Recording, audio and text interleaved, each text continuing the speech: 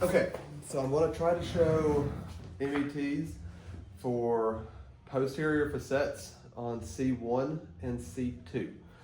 So C1, remember, it doesn't have a spinous process, and the facet is actually a lot further lateral than you think. It's almost going to feel like you're right behind the mastoid process. C2 is going to be down and medial to that. So a lot of times with cervicogenic headaches, the MET idea is that facet is posterior. So as you're turning your head, it's causing a lot of tension. A lot of times people will complain of feeling like they have a tight muscle at the base of their skull, or like they have a knot at the base of their skull. I have found that instead of a tight muscle or a trigger point, it's actually a swollen joint capsule around that facet. Remember, every synovial joint has a capsule. If that joint is not moving the way it's supposed to, that capsule will swell. The way that presents in the cervical spine is it's going to feel like a marble. It's going to be a little round ball, and they're going to sit here and they're going to be kind of poking at it and pulling, and they're just going to be like, I feel like something is really tight right at the base of my skull. You can't see that, but it's going to be like right here. So we're going to pretend that Nathan's issue is on the left side, just because it's going to be easier for you to see. So slide up, Nate, so your head's hanging off the edge of the bed a little bit more. Right there, perfect. Now I'm just holding almost like a suboccipital release, is like a lumbrical grip. And I'm going to find C1.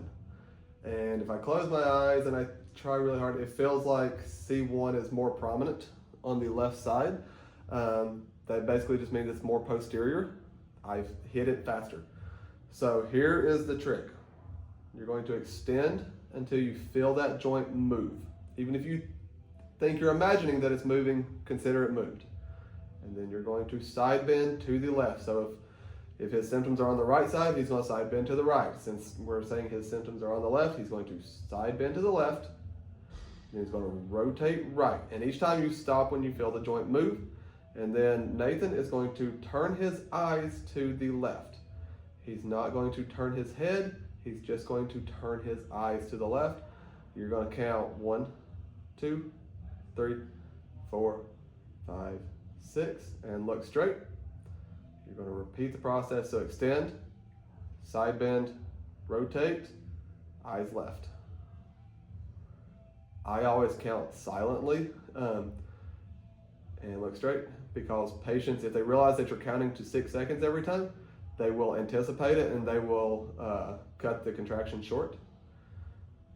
And eyes left. Now you're probably asking, why are we moving the eyes? And look straight. Well, we're actually doing, basically MET is a contract relax technique where you try to facilitate joint movement. To access those suboccipitals, we're running the VOR reflex backwards. So we're locking out the joint, and then we're moving the eyes, and you will feel the suboccipitals turn on. Nothing else will turn on. There won't be any rotation, but you'll feel those suboccipital muscles contract whenever he turns his eyes. So for C2, that one's a lot less complicated. You're just going to take like an L grip, and you're just going to find C2 spinous process and jam it straight to the sky.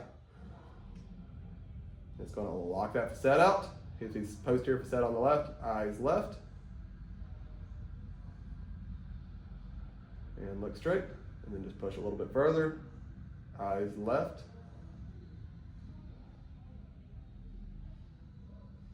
And look straight. And last one. And you can see I get more range of motion every time. Eyes left.